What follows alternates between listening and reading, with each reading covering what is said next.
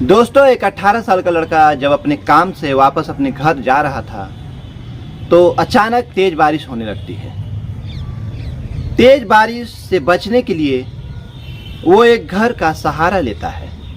रास्ते में जब वो जा रहा था तो वो देखता है कि एक घर के बाहर टीन का शेड बनाया हुआ था और टीन के शेड से थोड़ा सा छत जो है बाहर निकली हुई थी।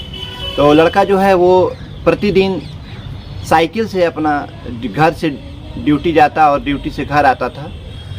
उसका घर से जहां वो काम करता था उसका डिस्टेंस जो है वो 16 किलोमीटर दूर था। तो वो लड़का जो है वो साइकिल से ही अप डाउन करता, 16 किलोमीटर जाता, 16 किलोमीटर आता। तो जब वो लड़का घर वापस जा रहा था तो बारिश होने लगती है। तो एक घर के बाहर देखता है कि टीन का शेड बनाया हुआ है। अक्सर लोग टीन का शेड बाहर निकाल के थोड़ा सा बनाते हैं ताकि दीवार पे पानी नहीं आए और दीवार जो है वो सुरक्षित रह सके। तो वो टीन के शेड में जाकर छुप जाता है। लेकिन तेज़ बारिश होती है जिसके कारण वो जहाँ पर छुपा हुआ रहता है वहाँ पर वो भींजने लगता है। तो वो जो है बारिश से बचने के लिए घर के अंदर चला जाता है। घर के अंदर उस घर में, जिस घर में वो जाता है, उस घर में एक अकेली लड़की के अलावा और कोई भी नहीं होता है। बारिश रुकने का नाम नहीं ले रही थी और बारिश होते होते धीरे धीरे शाम से रात हो जाती है। एक कमरे के घर में दो अनजान लोग रात बिताने को मजबूर हो जाते हैं। लड़की डर रही थी कि कहीं कुछ हो न जाए और लड़का डर रहा था कि कहीं कोई आ न जाए और वो मुझे यहाँ पर देख न ले। दोस्तों, तभी अचानक लड़की के मोबाइल पर उसकी माँ का फ़ोन आता है और माँ उससे बोलती है कि आज तेज़ बारिश हो रही है तो मैं घर वापस नहीं आ पाऊँगी। तुम जो है वो खाना बनाकर खा लेना और अपना ख्याल रखना। जल्दी ही घर की कुंडी लगा लेना और घर में किसी को भी अंदर मत आने देना। अनजान व्यक्ति कितना भी दरवाज़ा खटखटाए तुम रात में कभी भी दरवाज़ा मत खोलना। लेकिन दोस्तों, उसकी माँ को नहीं पता था कि पहले से ही एक 18 साल का नौजवान उसकी लड़की के साथ उस घर में मौजूद है।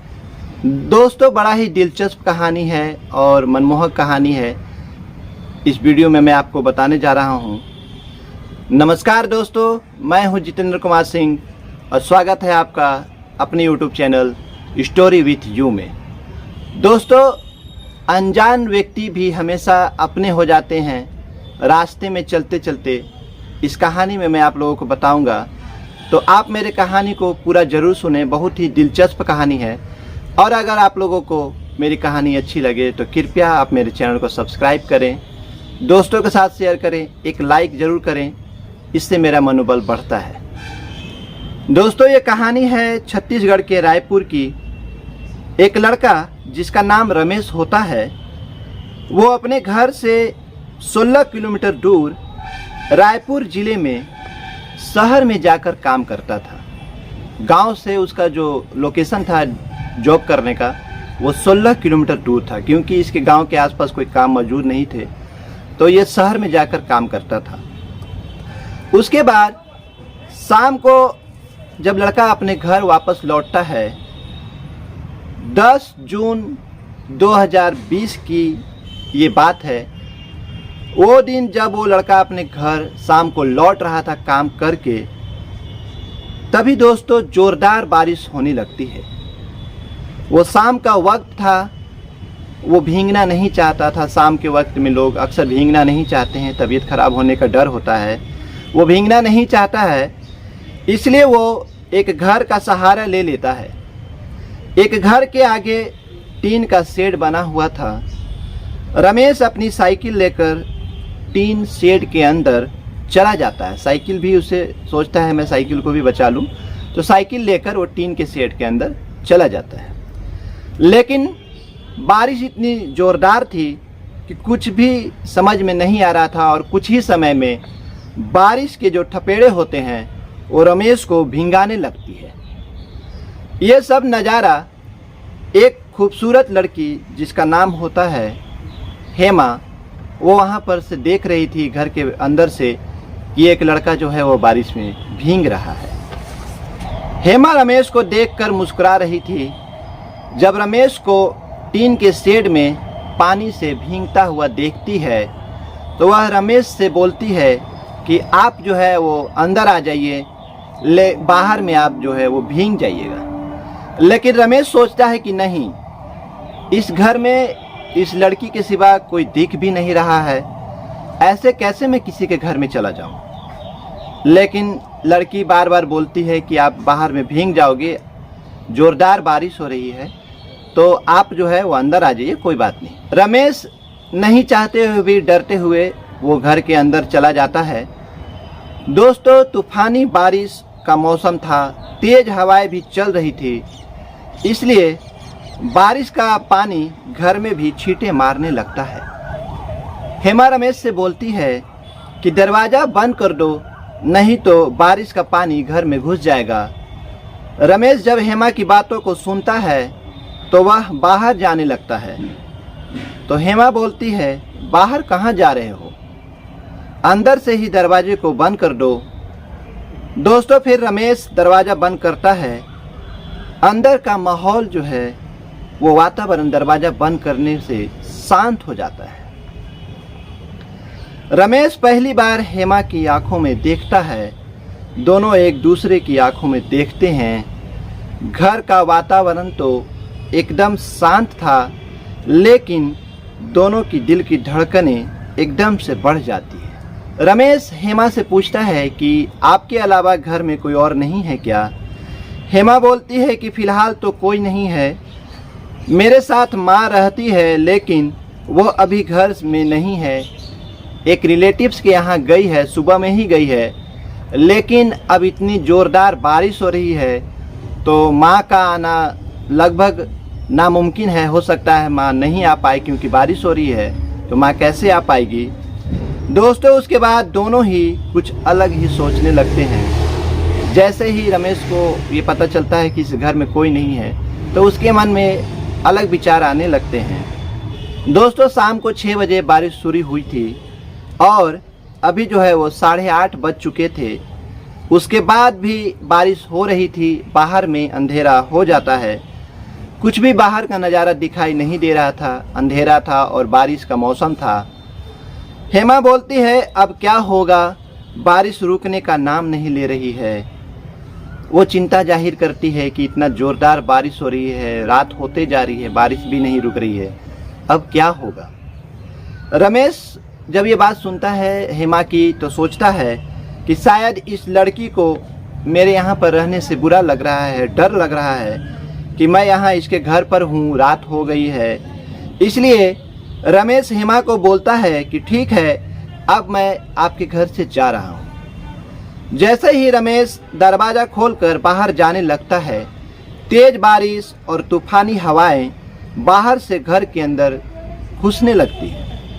तभी हेमा पीछे से आती है और रमेश का हाथ पकड़ लेती है और बोलती है कि इस तूफ़ानी बारिश में आप कहाँ जाओगे, अंधेरे में इस समय जाना ठीक नहीं होगा, क्योंकि बाहर में अंधेरा भी है, बारिश भी हो रही है, रास्ता आपको पता नहीं चलेगा, कोई घटना हो सकती है। दोस्तों, रमेश दोबारा से दरवाज़ा बंद कर देता है। हेमा उसका हाथ पकड़े हुए थी, वो उसका हाथ पकड़े हुए अंदर की ओर ले जाती है। हेमा रमेश से पूछती है कि आपका घर यहाँ से कितना दूर है। तो रमेश बोलता है कि अभी भी मेरा घर यहाँ से 8 किलोमीटर दूरी पर है और करीब आधे घंटे मुझे अपने घर जाने में लग जाएंगे। हेमा उसके और भी करीब आ जाती है। तब हेमा के मोबाइल पर हेमा का माँ का कॉल आता है। माँ के पास भी एक छोटा सा मोबाइल होता है। माँ बोलती है कि बेटा, मैं जिसके यहाँ आई हूँ, बारिश बहुत हो रही है, जिस कारण से मैं यहाँ पर फंस चुकी हूँ और हो सकता है कि मैं रात में नहीं भी आ पाऊँ, तो वहाँ का क्या हाल है, तुम वहाँ का हाल बताओ। तो हेमा बताती है कि हाँ माँ, यहाँ पर भी तेज़ बारिश हो रही है, हम लोग बाहर नहीं निकल सकते हैं। तो हेमा की माँ उसे समझाते हुए बोलती है कि ठीक है बेटा, तुम कुछ खाने को बना लेना और खाना बनाकर जल्दी ही सो जाना, बाहर में दरवाजे को अच्छे से बंद कर लेना, कुंडी अच्छे से लगा लेना, और कोई भी अनजान व्यक्ति रात में अगर दरवाज़ा खटखटाता है तो तुम दरवाज़ा नहीं खोलना, सुरक्षित रहना, सुबह मैं जल्दी आने की कोशिश करती हूँ। ऐसा बोलकर हेमा की माँ जो है वो कॉल को काट देती है। उसके बाद हेमा जो है वो फ़ोन को दूसरी जगह पर रख देती है। उसके बाद हेमा रमेश को बोलती है कि आप जो है मोबाइल के माध्यम से मुझे टॉर्च दिखाइए, मैं आपके लिए और अपने लिए चाय बना लेती हूँ। रमेश मोबाइल के माध्यम से टॉर्च दिखाता है हेमा को। हेमा चाय बनाती है, दोनों चाय पीते हैं। उसके बाद घर में कुछ खाने को होता है तो दोनों व्यक्ति जो है वो कुछ खाते हैं, चाय पीते हैं, पानी पीते हैं। दोनों एक दूसरे से बात करते हुए कब सो जाते हैं पता ही नहीं चलता है। और सुबह जब होती है, सुबह होने से थोड़ी देर पहले हेमा रमेश को उठाती है, बोलती है कि अब भी सुबह नहीं हुई है, कोई आपको यहाँ देख न ले, इसलिए आप जो है अगर जा सकते हैं तो चले जाएं। तो रमेश देखता है कि हाँ ये ठीक रहेगा। रमेश जो है वो सुबह होने से पहले, बारिश अभी हो ही रही थी तो उसी तरह से एकांत माहौल बना हुआ था। रमेश उठता है, अपनी साइकिल को उठाता है और चुपचाप हेमा के घर से अपने घर की तरफ चला जाता है। दोस्तों, इतनी तेज़ बारिश थी कि दूसरे दिन भी बारिश होते रहती है, तो रमेश जो है वो अपने काम पर नहीं जाता है बारिश के कारण, क्योंकि वो जाते समय ही भीग जाता तो काम कैसे जा पाता, इसलिए वो दूसरे दिन काम पे नहीं जाता है। तीसरे दिन थोड़ी सी बारिश रुकती है तो वो जो है अपना समय अनुसार साइकिल निकालता है और अपने काम पर जाने लगता है। बीच में ही हेमा का घर पड़ता है। उधर हेमा भी जो है वो दूसरे दिन भी रमेश का इंतज़ार कर रही थी, लेकिन बारिश के कारण वो नहीं आता है। फिर तीसरे दिन ठीक 9 बजे हेमा खिड़की की तरफ देखती है, क्योंकि रमेश ने उसे बताया था कि मैं 9 बजे के आसपास इस स्थान से गुजरता हूँ। तो 9 बजे जब वो देखती है बाहर में, तो ठीक 5 मिनट के बाद रमेश साइकिल से उधर से गुजरने लगता है। तो हेमा उसे बुला लेती है, रुकवा देती है कि ठीक है आप थोड़ा सा रुको। रमेश रोकता है, साइकिल को खड़ा करता है। उसके बाद उसे अंदर बुलाती है, अंदर जाता है। फिर से दोनों आपस में मिलते हैं। उसके बाद हेमा जो है वो रमेश से बोलती है कि मैं आपसे शादी करना चाहती हूँ। रमेश बोलता है कि हाँ मैं भी तुमसे शादी करना चाहता हूँ, लेकिन क्या है कि मैं बहुत ही गरीब लड़का हूँ, मेरे पास तो एक कमरे का भी घर नहीं है, मैं तुम्हें कहाँ रखूँगा। हेमा बोलती है कि तो फिर क्या किया जाए। रमेश बोलता है कि मुझे कम से कम 2 साल का समय दो, मैं 2 साल में अपने घर को बना लूँगा। हेमा बोलती है कि तब तक तो आप मुझे भूल जाओगे। रमेश बोलता है कि नहीं यार, मैं तुम्हें नहीं भूलूंगा, मुझे तो ऐसा लग रहा है कि तुम ही मुझे भूल जाओगी 2 साल के अंदर। एक दूसरे को बोलते हैं कि नहीं, हम लोग नहीं एक दूसरे को भूलेंगे। उसके बाद जो है रमेश अपने जॉब पे चला जाता है। शाम को जब वो वापस आता है तो कुछ खाने को लेकर आता है शहर से। उसके बाद वो हेमा को खाने के लिए देता है, दोनों साथ में खाना खाते हैं। उसके बाद चाय बनती है, चाय पीते हैं। उसके बाद रमेश जो है अपने घर वापस आ जाता है। ये सिलसिला जो है वो दोस्तों हमेशा बना हुआ रहता है। रमेश जब भी जॉब पे जाता, हेमा से मिलते जाता और वापस आते समय कुछ खाने पीने को लेकर आता, साथ में दोनों एंजॉय थोड़ा सा खाते पीते। उसके बाद रमेश अपने घर पे आ जाता। उसकी माँ जो है वो घर पे रहती नहीं थी, क्योंकि उसकी माँ भी गरीब थी, वो कहीं मजदूरी करती थी। तो माँ जो है वो सुबह सुबह 8 बजे चली जाती थी और रात को 8 बजे आती थी। तो इसी बीच रमेश का आना जाना था। रमेश 9 बजे सुबह में आता और रिटर्निंग में 5-6 बजे तक वो चला जाता।